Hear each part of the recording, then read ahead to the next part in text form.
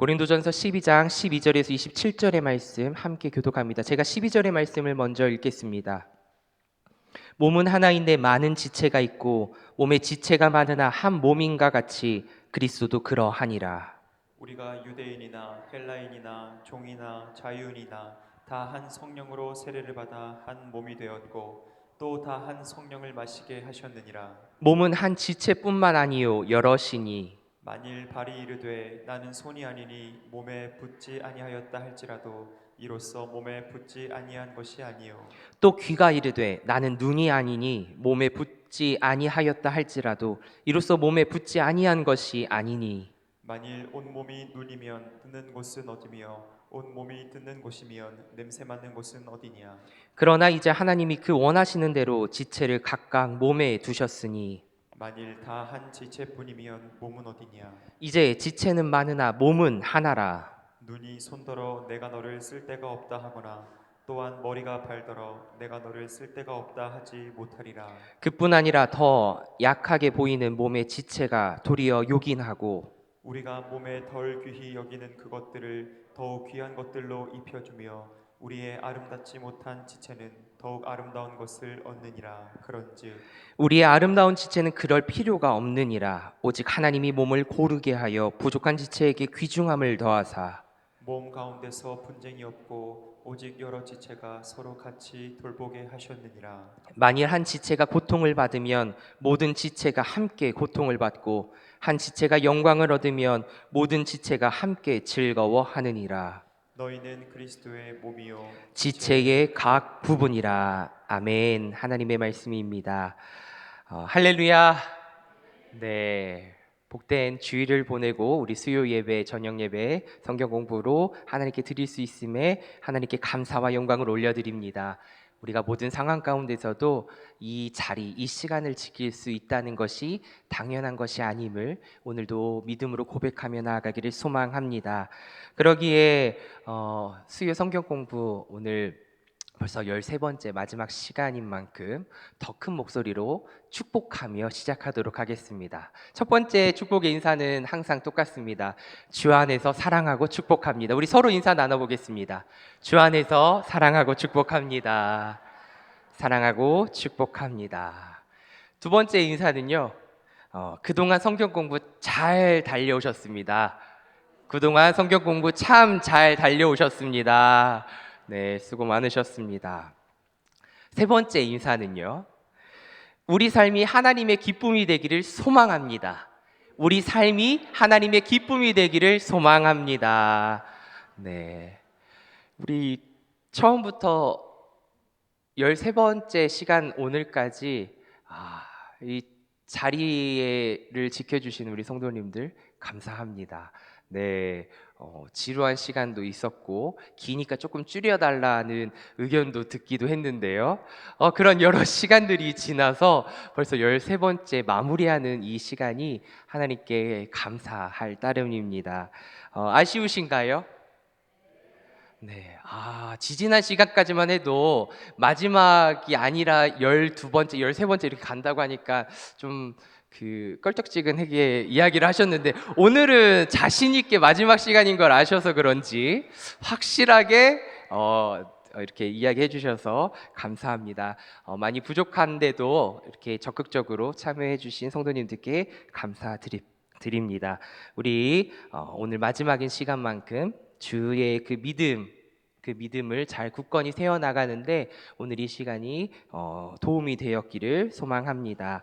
성경 공부를 하기에 앞서서 오늘도 성경 연상 퀴즈, 그림 연상 성경 퀴즈를 풀어보도록 하겠습니다. 제가 한번 이야기하면 어디 그 가피풀에서 어떻게 나눌까 고민하다가 1에서 그 세트로 구매를 했는데요. 10번째 시간까지 준비할 거를 구입을 했는데 추가로 3개가 더 왔거든요. 그래서 13번까지 할 수 있는 시간에 맞는 성경 그림 연상 퀴즈가 있었습니다. 그런데 3가지는 나중에 필요할 때 써야지 했는데 어찌하다 보니 이렇게 마지막까지 쓰게 되는 것도 하나님의 은혜더라고요. 근데 14번째 하면 또 구입을 해야 되는데 은혜 가운데 13번째로 마무리할 수 있었던 것 같습니다. 어찌되었건 준비되셨으면 다 함께 풀어보도록 하겠습니다. 준비되셨나요? 네, 첫 번째 문제입니다. 머리 민 거야? 민숙이. 이름 바로 민숙이. 네, 민 거야. 민숙이 정답입니다. 두 번째 문제입니다. 나는 갈게. 갈보리. 와, 10초 이내에 대답이 나올 줄이야. 정답입니다. 갈보리. 다음 문제입니다. 누구일까요? 호세아. 정답. 다음 문제입니다. 누구일까요? 마르다. 정답. 이게 너무 빠른데요? 오늘 마지막 시간이라고 최선을 다해. 다음 문제입니다. 권사님 정답. 전파. 정답. 마음문이 활짝 열리셨네요. 좋습니다. 다음 문제입니다.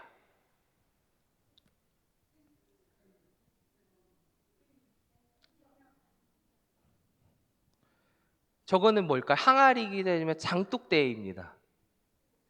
독생자 정답. 네, 독생자 정답. 야, 빠릅니다. 다음 문제. 항상 우리가 그렇게 생각하죠. 근데 선이 먼저입니다.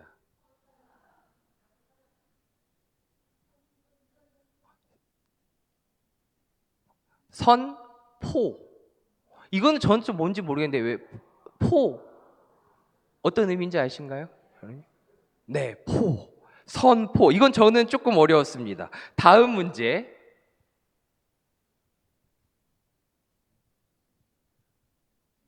징조. 우리 서원이 마지막에 좋습니다. 마지막 시간 의리를 지킨 우리 최연소 참가자입니다. 다음 문제. 일어서.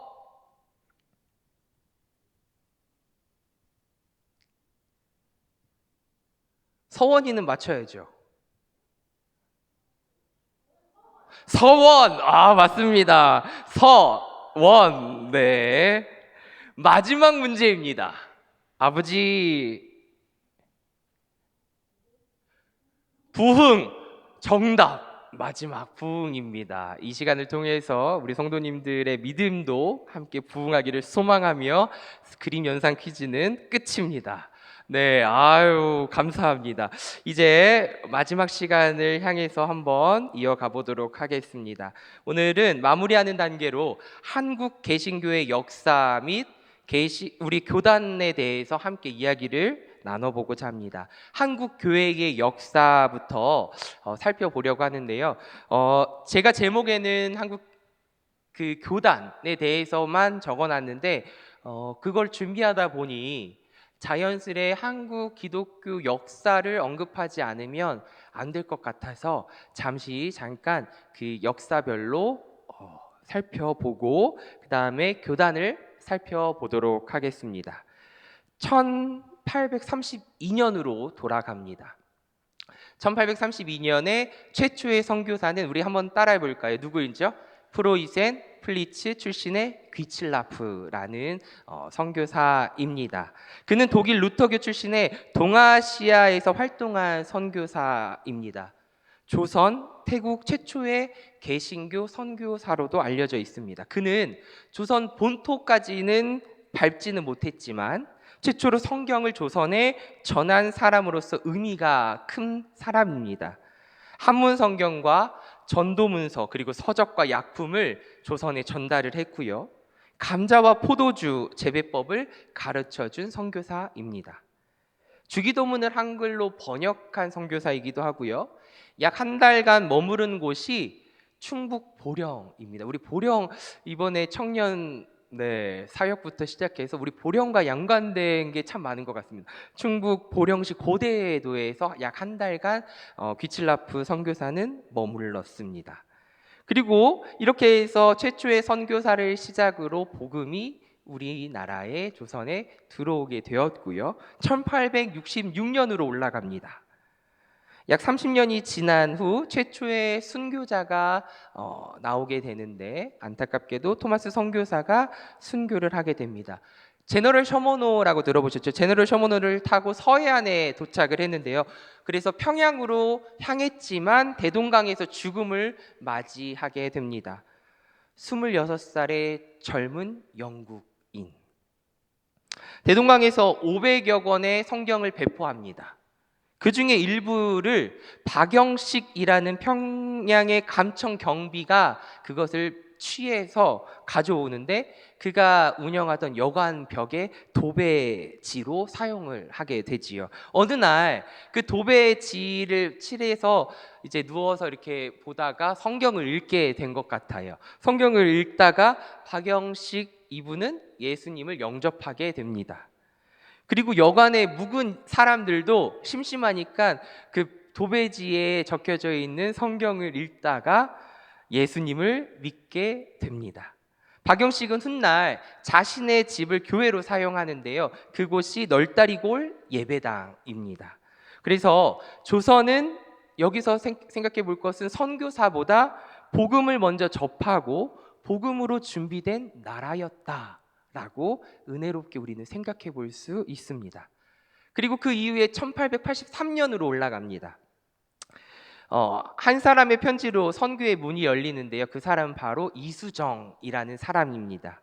동경제국대학에서 한국어를 가르칠 강사를 구하는 요청이 있었는데 거기에 선발이 되어서 일본에 도착하게 되고 일본 농학 박사이자 개신교인인 치다센을 만나게 됩니다. 그런 일본 사람을 만나서 복음을 듣게 되고 복음에 대해서 끊임없이 연구를 하다가 예수님을 믿게 된 사람이 이수정이라는 사람입니다. 이 미국 기독교인들에게 그래서 편지를 보내게 되는데요.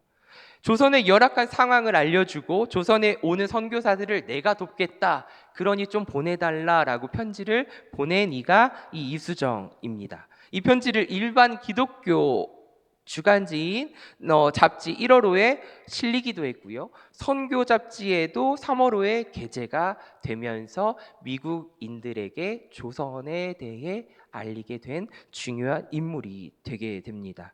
그래서 우리가 잘 알고 있는 언더우드 선교사도 이 이수정의 편지를 계기로 미국 북장로교에서 파송하게 된 것이라고 합니다. 그만큼 이 한 사람의 편지로 선교의 문이 열리게 된 것이지요. 그리고 1884년 1년 뒤인 맥클레이 선교사가 의료 사업을 조선 정부로부터 허락을 받게 되고 조선 땅에 머문 기간은 약 2주 정도지만 선교의 기반을 닦아둔 인물입니다. 맥클레이 선교사가 일본에서 조선 선교를 간접적으로 지원을 했고요. 그는 고종에게 교육하고 의료 사업을 허락받았습니다. 조선을 떠난 후에도 그는 40여 년간 동아시아 지역의 선교를 하면서 아낌없이 자기를 내어 놓았던 인물이 맥클레이 선교사입니다. 이듬해 9월에 장로교회 알렌이라는 선교사가 입국을 해서 우리가 잘 알고 있는 광해원을 세우게 됩니다. 이 알렌을 통해서 본격적으로 의료 선교가 시작이 된 거지요. 훗날 이 광해원은 제중원으로 바뀌지요. 제중원으로 바뀌어 서양의학을 가르치는 교육기관이자 병원으로 우리가 조금만 가면 좀 더 가야 되죠. 세브란스 병원, 연대 세브란스 병원의 묘체가 되는 것이 바로 이 제중원입니다. 제중원을 시작으로 기독교 병원이 세워지기 시작하게 됩니다. 그리고 알렌의 동역자였던 스클랜트는 민간 의료기관인 시병원을 엽니다. 그래서 전염병에 걸린 이들과 고아들을 치료해 주기를 시작합니다. 이 시병원은 병원에서 부녀자들과 어린이 치료를 전문으로 하면서 나중에 이화여자대학교 부속병원과 의과대학으로 발전하게 됩니다. 이 병원을 소개하는 것이 아니라 이 흐름을 보면요, 이처럼 선교사들의 이 치유하는 선교, 누군가를 치유하는 이 선교는 오늘날 우리들도 의료 혜택을 받고 있다는 사실을 생각해 보면 복음이 얼마나 은혜이고 감사인지 알게 된다는 것이지요. 하나님께서 우리를 육적으로, 심적으로 다 하나님의 은혜 가운데 치료케 하시는 하나님, 그 은혜에게 감사할 수밖에 없는 것이 이 역사를 통해서 우리가 다시금 살펴볼 수 있습니다. 그리고 1885년으로 올라갑니다. 미국 장로교회 언더우드와 우리가 잘 알고 있는 또 감리교 아펜젤러가 입국하게 됩니다. 본격적인 선교가 시작이 된 거죠. 두 선교사 모두 조선에 처음에는 올 생각이 없었다고 합니다. 올 생각이 없었대요. 그런데 인도 선교를 준비하고 있는 가운데 하나님의 인도하심을 받아 조선에 오게 된 거지요. 최고의 엘리트들이 인도 선교를 준비하다가 조선으로 들어오게 된 것입니다. 이들은 광해원의 업무를 도왔고 밖에 나아가 조선인들을 돕고 가르치기 시작했습니다. 부모 없는 고아들을 모아서 한국어도 가르치고 영어 성경을 가르치게 됩니다. 그리고 배제학교, 근대식 학교를 세우게 돼요. 배제학교 많이 들어보셨죠? 배제학교를 세워서 교육 계몽에도 힘을 쓰게 됩니다. 연희 전문 학교로 시작한 연세대학교도 이 아펜젤러가 세운 것이죠. 교회도 세우고 학교도 세우고 그리고 예수교학당이라고 현재 경신 중고등학교도 세우게 됩니다. 이처럼 병원, 학교, 여러 가지 중고등학교를 세우면서 교육에도 힘쓰고 복음 전파에도 힘쓴 이 두 선교사가 언더우드와 아펜젤러입니다. 초대 대통령 이승만 대통령도 배제학당에서 교육을 받아서 영어를 배웠다고 합니다. 그리고 이후에 1894년으로 올라가는데 이때는 청일전쟁이 발생합니다.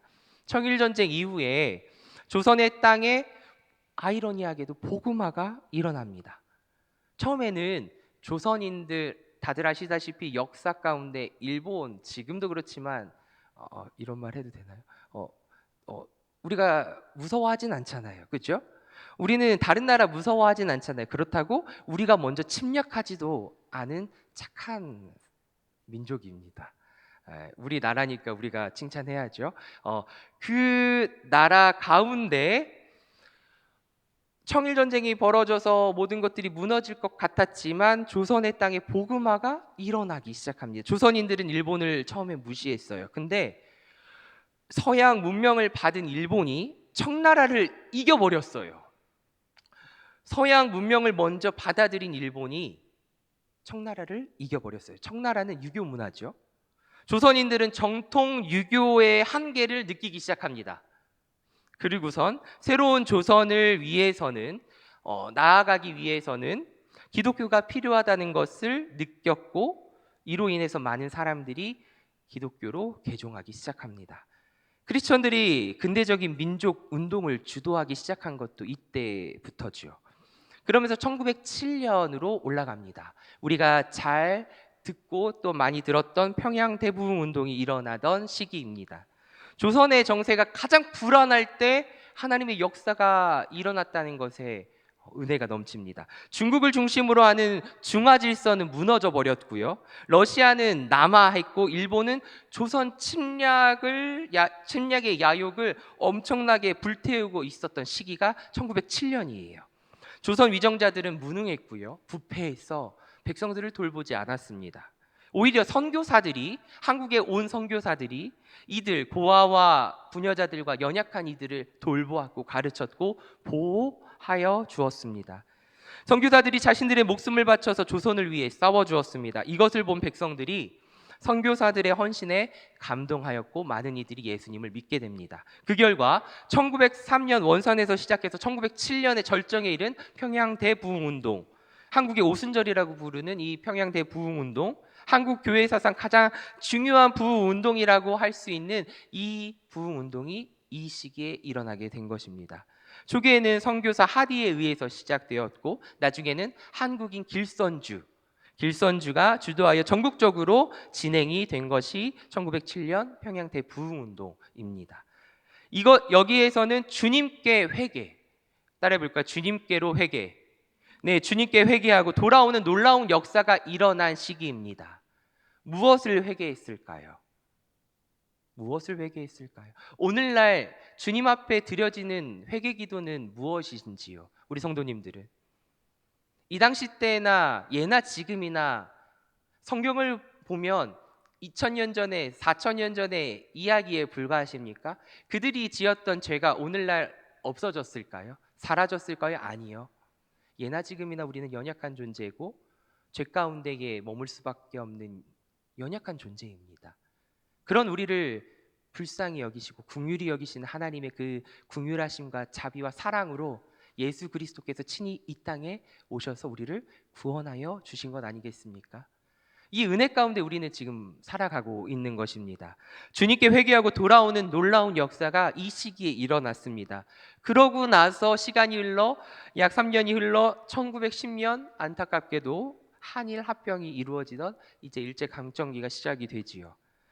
한일합병 제1조항을 보면 한국 정부에 관한 일체 통치권을 완전히 또 영구히 넘길 것을 요구합니다.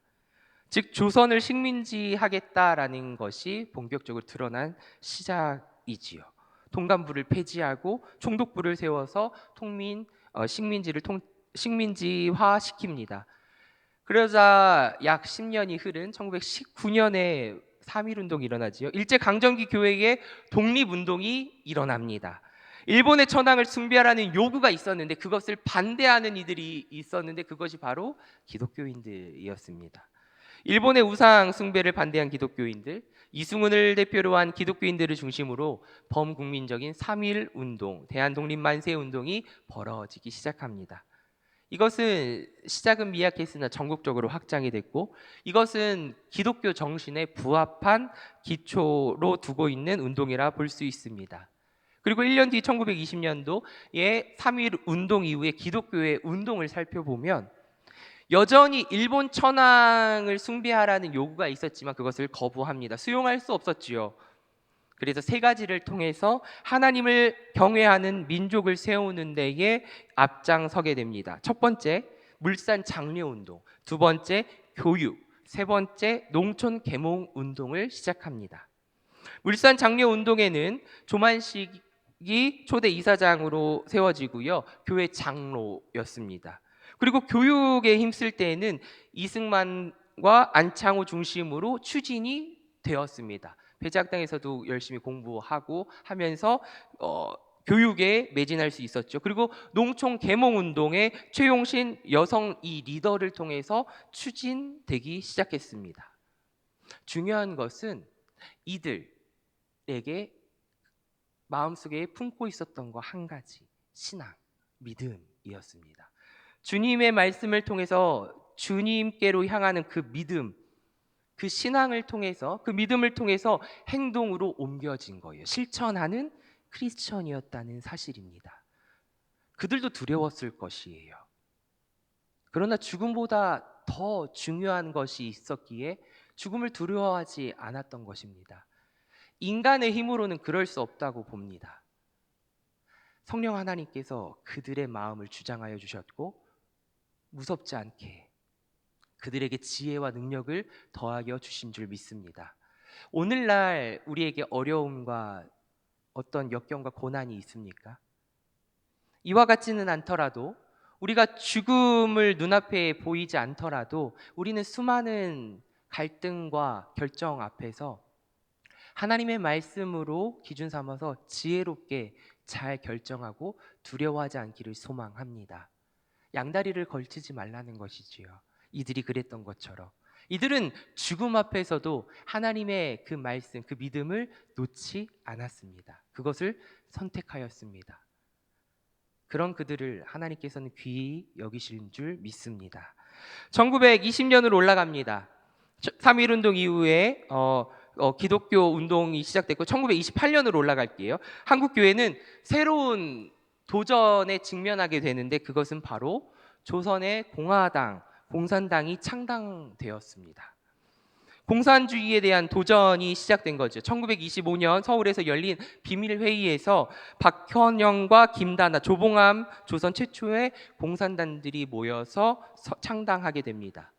그런데 우리가 여기에 도전이라고 이야기할 수 있는 것은 공산주의가 이들은 사회의 정의를 이룰 수 있을 것이라 여겨서 창당을 했는데 공산주의 사상의 기원이 무신론이기 때문에 기독교와는 양립할 수 없었습니다. 그래서 이들은 도전했고 대립하게 될 수밖에 없는 것이죠. 이런 상황에서 1940년으로 올라갑니다. 미국과 일본의 관계가 악화되기 시작해서 태평양 전쟁으로 최악으로 치닫는 시기입니다. 미국이 조선을 떠납니다. 교회의 위기가 찾아올 수밖에 없겠지요. 이런 상황에서 여러 어려움들을 겪었지만 약 6년이 흐른 1945년 뭐가 되죠? 광복이 됩니다. 해방이 됩니다. 미국과 일본의 전쟁으로 선교사들은 쫓겨날 수밖에 없는 위기를 맞이했지만 하나님의 역사심은 멈추지 않았어요.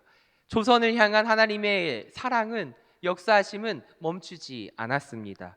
히로시마 나가사키 원자포탄이 투하되면서 일본이 황복하게 됐고 광복을 맞이한 독립을 맞이하게 된 조선인들, 기독교인들로부터 민주주의의 세력을 중심으로 하여서 새로운 국가가 태어나기 시작합니다. 그리고 1948년에 국회가 열리는데 첫 국회가 뭘로 시작한다고요?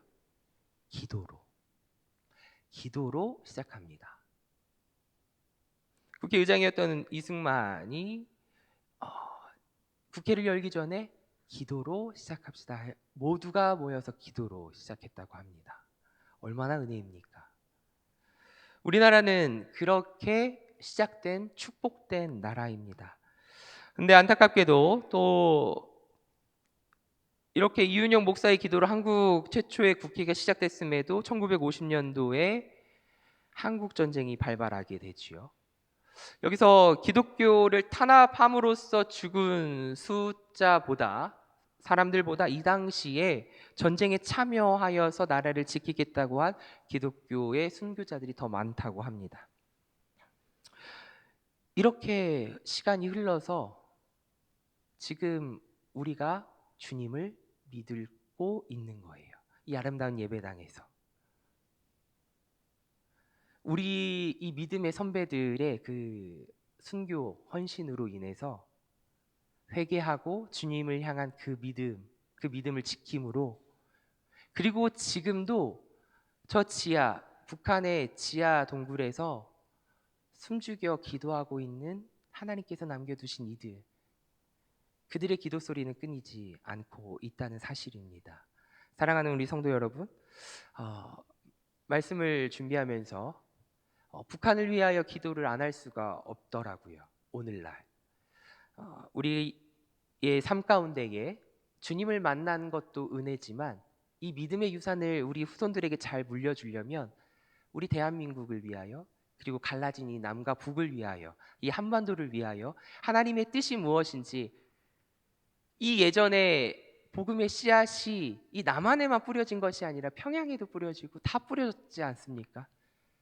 근데 오늘날 우리만 하나님을 찬양하는 것이 반쪽짜리 기쁨이 아닐까 생각해보고 묵상해 보았습니다.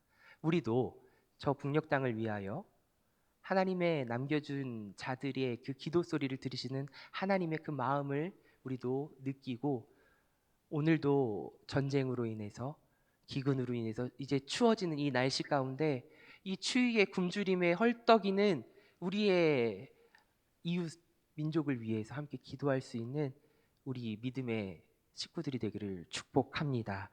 이렇게 해서 우리는 지금 믿음을 지켜나가고 또 지켜서 우리 다음 후손들에게 전해줄 것입니다.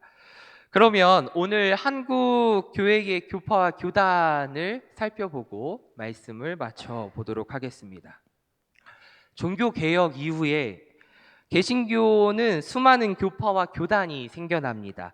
우리가 이해하고 넘어갈 것이 한 가지 있는데요.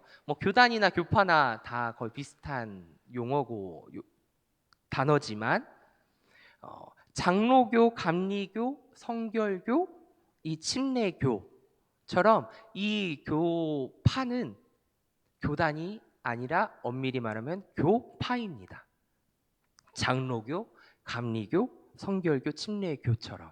그리고 이런 교파 안에서 서로 노선을 달리하는 여러 교단이 존재하는 거예요. 예를 들어서 장로교 안에 기장이 있습니다. 예장이 있고 기장이 있습니다.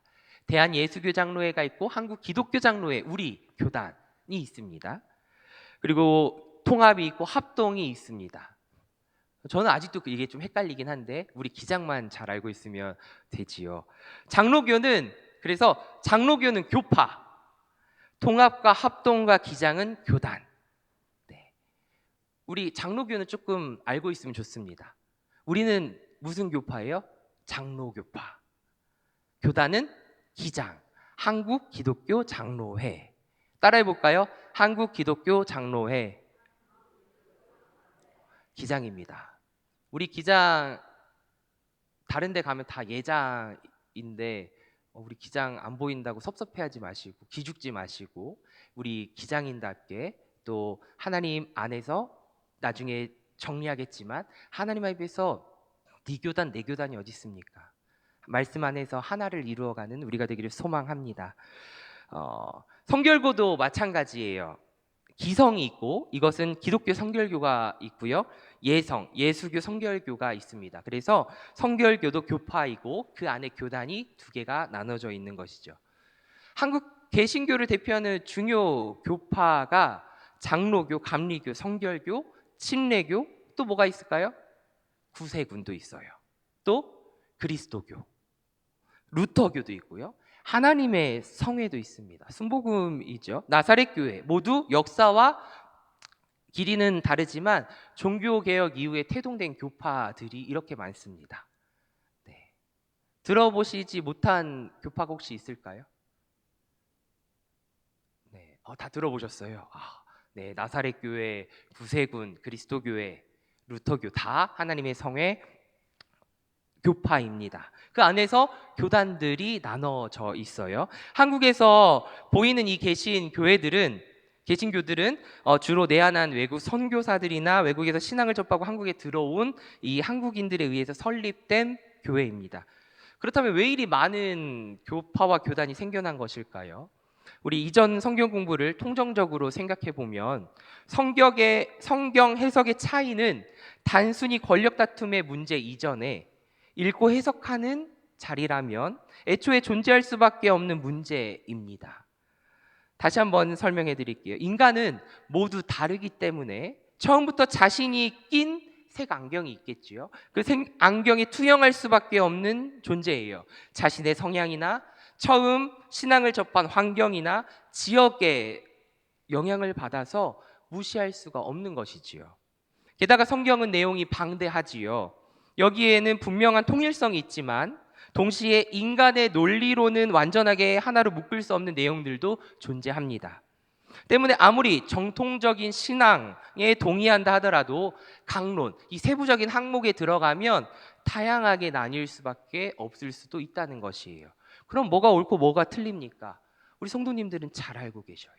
진리의 말씀을 매일매일 새벽마다 그리고 성경 읽고 쓰고 하면서 그리고 설교를 들으면서 성도님들은 건강한 신앙 안에서 이미 정답이 무엇인지 알고 있어요. 그것을 입 밖으로 정확하게 신학자처럼 내뱉지 못하더라도 우리 성도님들은 흔들리지 않는 믿음 가운데 잘 정립해 가고 계십니다. 첫 시간부터 마지막 시간까지 여러 어려운 단어들이 생각나지 않아도 괜찮습니다.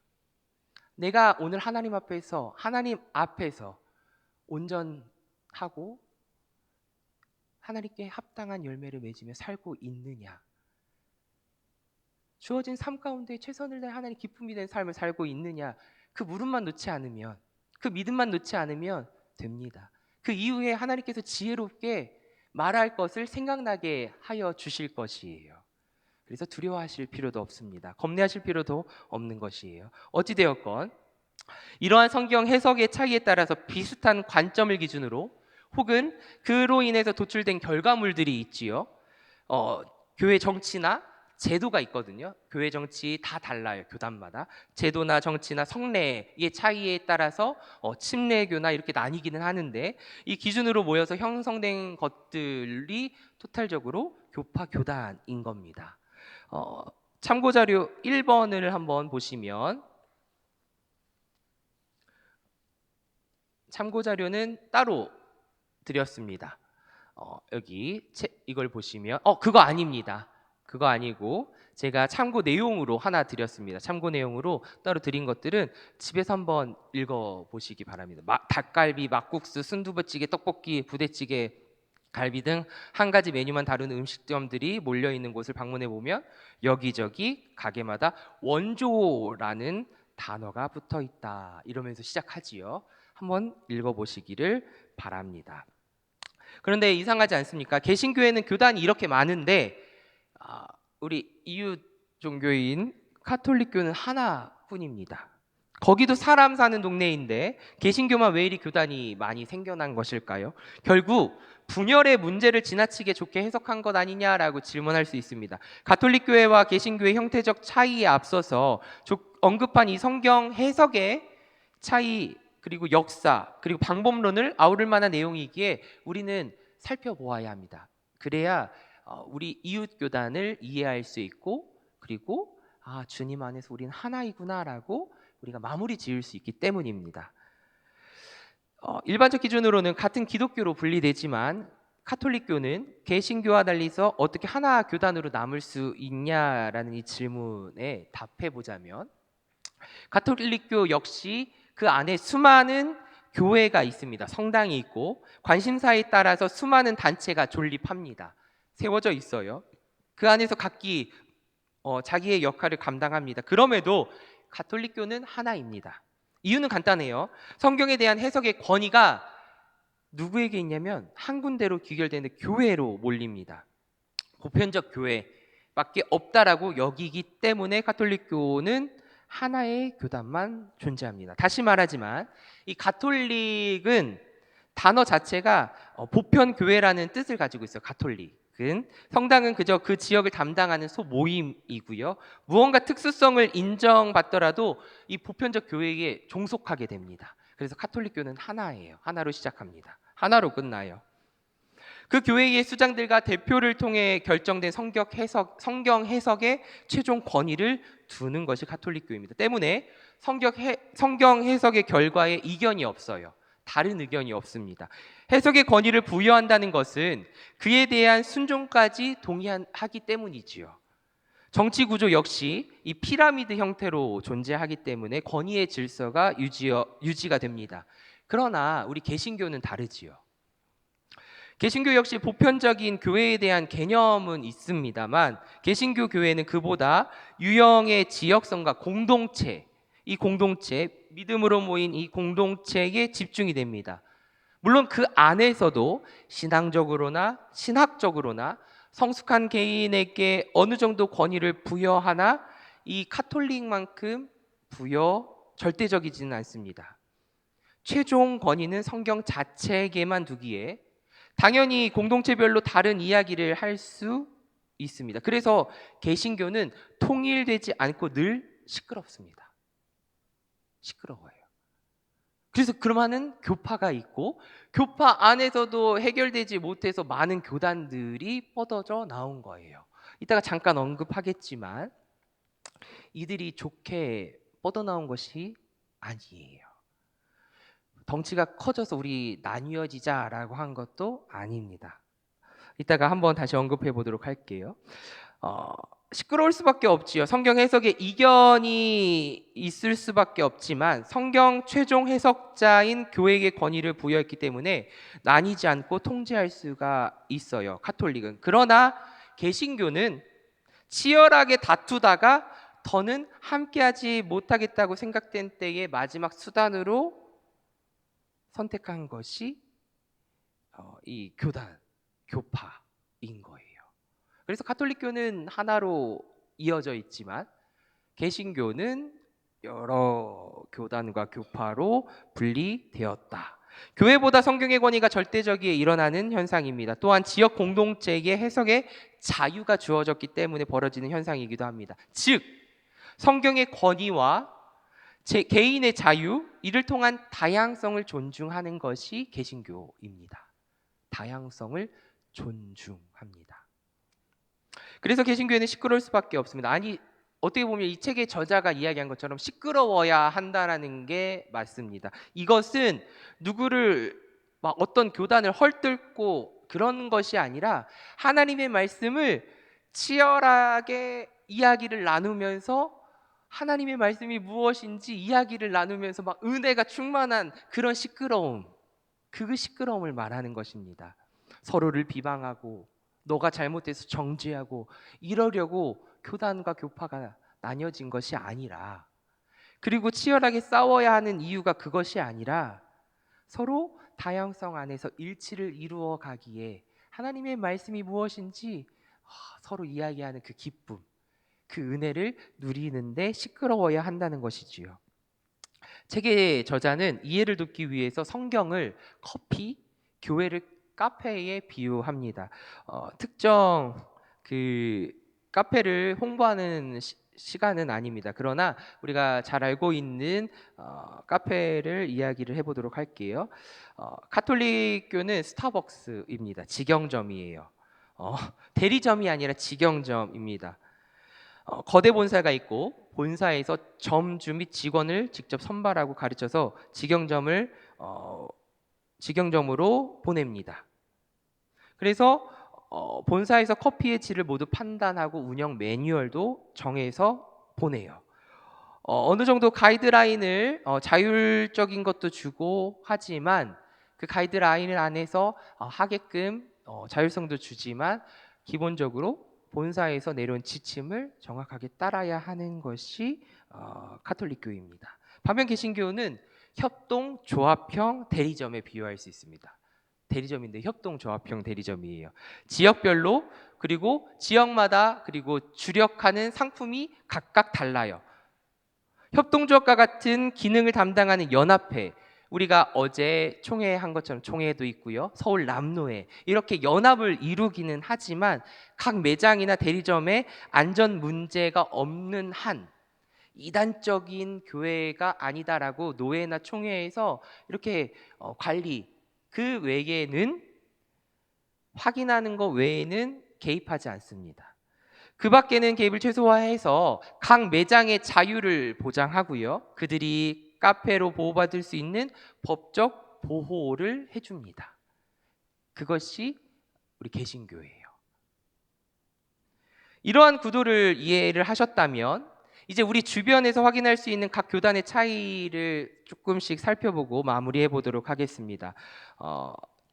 오늘 마지막으로 뭘 함께 나눌까 하다가 주님께로 가는 길이라는 제목을 달아봤습니다. 주님께로 가는 길 사이사이엔 유혹이 많지만 의외로 가는 길은 쉽습니다. 그래서 우리 성도님들 흔들리지 말고 다이렉트로 쭉 가다가 꺾으시면 주님께로 갑니다. 그래서 눈이 좀 안 보이시더라도 천천히 이 미로를 뚫고 하나님께로 가시기를 바라고요. 그리고 G.O.D 갓이라고 하는 것도 생각보다 어렵지 않습니다. 주님께로 가는 길, 우리가 어려워서 포기하거나 나중에 가야지라고 생각할 그때가 지금이라고 생각하시면서 열심히 주님께로 향하는 그 시간이 되기를 바랍니다. 어찌되었건 그 뒷장을 넘기시면 참고 그림 1번이 있습니다. 감독 정치가 있고 장로 정치가 있고 회중 정치가 있습니다. 성경 해석의 시각, 즉 특정 본문이 아닌 통전적 읽기를 통해서 도출된 신학의 차이가 있고요. 다음으로 현실을 마주할 때 반드시 필요한 교회 운용 방식이 있습니다. 그래서 성례라든지 성찬, 이것에 따라서 달라지는 교회 정치에 따른 교단 분류가 이렇게 되어 있습니다. 제가 책을 스캔을 먼저 뜨고 그 공부를 했었어야 되는데 공부를 하다가 이 스캔을 떠서 그 글씨의 밑에 줄이 쳐져 있는데 무시하시고 보시면 됩니다. 감독 정치에는 가톨릭과 동방정교회, 감리교, 성공회 구세군이 있고요. 장로 정치, 우리는 장로교와 성결교 이 장로 정치에 포함되어 있습니다. 그리고 회중 정치에는 침례교가 있고요. 감독 정치와 회중 정치를 약간 섞어 놓은 교파가 루터교고요. 장로 정치와 회중 정치를 조금 섞어 놓은 이렇게 적절하게 섞어 놓은 게 오순절입니다. 이렇게 해서 교회 정치에 따른 교단 분류를 우리가 간단하게 볼 수 있고요. 이거 모르셔도 됩니다. 근데 이렇게 나뉘어졌구나 생각하시면 됩니다. 이와 같은 이 신학에 있어서 종교개혁 직후에 등장한 이 이단들, 특히 아르미니우스의 신학, 이 주의가 이렇게 등장하게 됨으로써 하나님과 인간의 동역이 필요하다고 주장한 신학에 대항하다 보니 더 많은 교단 교파가 생겨나게 된 것입니다.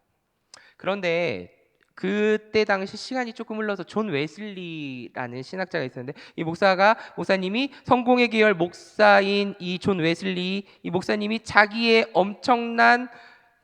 자신의 엄청난 회심이 있었거든요. 그래서 회심을 힘입어서 목회 사역을 이끌어가게 됩니다. 그 와중에 이 아르미니우스주의를 거부하고요, 하나님의 절대 주권을 인정합니다. 그런데 여기서도 이 웨슬리가 놓치지 않았던 것이 하나 있는데, 그럼에도 인간의 반응은 필요하다라고 역설하게 됩니다. 정리하자면 여러 이단들이 발생함으로써 또 교단 교파가 생겨났고, 그것을 대항하다 보니 교파 교단이 또한 생겨나게 된 것이에요. 아무리 약소에도 인간의 역할이 존재한다라는 이 주장을 우리가 생각해 보면, 사람에게 성경뿐만 아니라 사람이라는 이 책도 함께 읽어가는 목회자의 관점이 반영되어 있다고 우리는 살펴볼 수 있다는 거예요. 이것은 무슨 말이냐면, 성경 말씀 안에도 우리의 삶 가운데에 인간의 삶, 사람이라는 책도 함께 읽어져 가야 된다는 것이에요. 거기서 하나님의 사랑과 은혜를 발견하고 하나님 말씀으로 향할 수 있게끔 도와줘야 한다는 이 목회자의 관점이 많이 반영되어 있다는 것이 이 존 웨슬리의 주장이라는 것이죠. 어찌되었건 이 교회 정치에 따른 교단 분류로 인해서 많은 교단들이 자기의 길을 걸어가게 됩니다. 그리고 참고 그림 두 번째입니다. 신학에 따른 교단 분류가 이뤄지는데요, 개혁주의와 웨슬리주의 이렇게 나뉘어집니다. 개혁주의는 우리가 속해 있는 루터교와 장로교이고요, 웨슬리주의는 감리교와 성결교와 오순절, 하나님의 성회, 순복음입니다. 그리고 구세군이 있고요. 이 둘을 적절하게 같이 공존해서 섞어 놓은 교파가 성공회와 침례교입니다. 감독 정치 위의 그림에서 여기에서 이 감독은 우리가 한자로 우리가 생각하는 그 감독이 맞거든요. 영화 감독처럼 그 감독입니다. 영화 감독처럼 처음부터 영화가 끝날 때까지 연출될 수 있도록 지배하고 통제하는 사람을 말하는 게 이 감독 정치이고요. 사제로부터 다양한 위계 질서가 있죠. 여기 가톨릭이 있으니까 위계로 나뉘어져 있지만 상급 계급의 목사, 감독이 존재하고 있는 게 감독 정치예요. 그래서 통제를 하는 것이 이 감독 정치, 참고 그림 1입니다. 이 가톨릭, 동방정교회, 감리교, 성공회, 구세군은 어디로 들어가지요? 웨슬리주의로 들어갑니다. 그리고 장로 정치 위에 1번 그림을 다시 보시면, 장로 정치의 장로교와 성결교는 우리 사회의 제도를 떠올리면 되는데요, 우리가 지금 하고 있는 것처럼 장로님을 선출해서 민주주의, 대의민주주의라고 합니다. 선거든 다른 방식으로든 장로들을 선별하고 그들로 하여금 교회 운영과 치리를 맡겨주게 됩니다. 이 정치제도에서 목사도 원래 장로에 속하는데요, 치리를 위해 모인 장로들 가운데 속하긴 하지만 설교 권한을 추가로 부여받은 이들을 목사라고 칭합니다. 다 같은 장로에 속하기 속하게 되지요. 그리고 마지막으로 회중 정치를 다시 한번 보고 밑에를 보시면서 이해하시면 좋을 것 같아서 설명해 드립니다. 회중 정치는 이 회중제에서 어떤 위계도 직분도 없는 것이 회중 정치입니다. 위계도 없어요. 목사 이런 위계 질서가 없습니다. 모두 동일합니다. 교회 내부든 외부든 그저 역할만 주어져 있습니다. 그럼에도 불구하고 이렇게 있음에도 불구하고 교회 개신교 안에서 수많은 교파가 발생하고 교단이 뻗어 나가고 있다는 사실입니다. 그래서 언급하려고 합니다. 해석의 문제가 아니라 분열의 문제가 더 크다는 이 책의 저자처럼 저도 언급하고 마무리 지으려고 합니다. 신학의 차이나 어떠한 개념, 어려움이 있어서 그런 것들이 있다면 오히려 뭐 괜찮을 수 있습니다. 그러나 그런 것이 아니라 이권 다툼으로 인해서 분열하고 갈라져 나왔다는 사실입니다. 섭섭해서, 기분 나쁘다고, 일치를 이루지 못하고 뻗어나간 사실입니다. 제가 이렇게 가볍게 이야기하지만 치열하게 싸웁니다. 신학적인 논쟁으로 나중에 이런 정당성을 훗날 붙인 경우가 많이 있고요. 여러 이유에서 비롯된 감정 싸움에서 골이 깊어져서 분열된 경우가 더 많다는 것이지요. 애석하게도. 물론 앞서 말한 이유들로 인해서 개신교 안에서 온전한 일치가 어렵긴 합니다. 다양성을 존중하는 교단, 교파이기 때문이지요. 그리고 개신교이기 때문이지요. 그러나 같은 메시지를 믿는 이들이라면, 같은 성경을 보고 믿는 이들이라면 마땅히 연합과 일치를 이루어 가야 합니다. 주님 안에서. 다양성 안에 존중하며 일치를 이루어 가야 하는 것이지요. 네 교단이 우세하다, 내 교단이 짱이다라고 이야기하는 것이 아니라 그건 유치한 거에 불과합니다. 그런 것을 넘어서 하나님의 말씀 안에서 하나님께서 원하시는 그 삶이 무엇인지, 우리를 향한 하나님의 뜻이 무엇인지 100여 년 전에 이 땅 가운데 선교사의 그 죽음이 헛되지 않도록 오늘날 우리가 어떤 삶을 살아가야 하는지 바라볼 줄 알아야 한다는 것입니다. 우리는 다양성 안에서 일치를 이루어 가야 합니다. 그렇다고 기준이 없다는 것도 아닙니다. 진리의 말씀이 성경인 이 말씀이 우리의 믿음의 근거가 되고 기준이 됩니다. 오늘날 많은 교회가 개교회 중심으로 돌아가다 보니 연합도 이루긴 하지만 결국 각자 교회를 위해서 일을 하고 나아가지 않습니까? 무엇을 바라봐야 하는지 놓지 않았으면 좋겠습니다. 첫 번째 시간부터 우리가 성경을 배우고 역사를 배우고 말씀을 배우고 오늘날 나의 심리까지 어떤 방향으로 바라봐야 하는지 배웠다면, 그리고 마침으로 우리의 이 한국기독교 장로회가 바라보는 곳이 이 땅의 삶인지 하나님의 나라인지, 그리고 오늘날 하나님의 나라를 이루어가기 위해서 나를 사용하신 하나님의 뜻이 무엇인지 발견하고 구하고 찾는 믿음의 우리의 삶이 되기를 소망합니다. 그래서 각자 맡겨진 사명을 잘 감당할 때에 주님의 뜻이 하늘에서와 같이 이 땅에서 이루어지기를 소망하며 하루하루 감사하는 믿음의 삶, 복된 삶이 되기를 좋으신 예수님의 이름으로 축복합니다.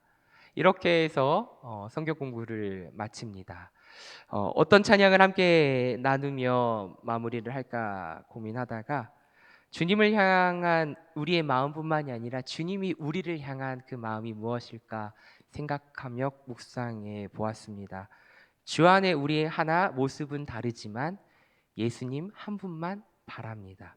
사랑과 선행으로 서로를 격려하며 따스함으로 보듬어 가는 우리의 믿음의 공동체가 되기를 축복합니다. 나약한 이가 있으면 위로해주고, 아픈 이가 있으면 함께 울어주고, 기쁜 일이 있을 때 함께 웃어주며 축복해 줄 수 있는, 세상 사람들은 배 아파서 잔치자리에 가지도 않고 막 저주하고 질투하고 시기 질투할 때 우리는 하나님께서 주신 그 넓은 마음으로 축복해주고 사랑해주고 격려해줄 수 있는 우리 믿음의 남성 공동체가 되기를 좋으신 예수님의 이름으로 축복합니다.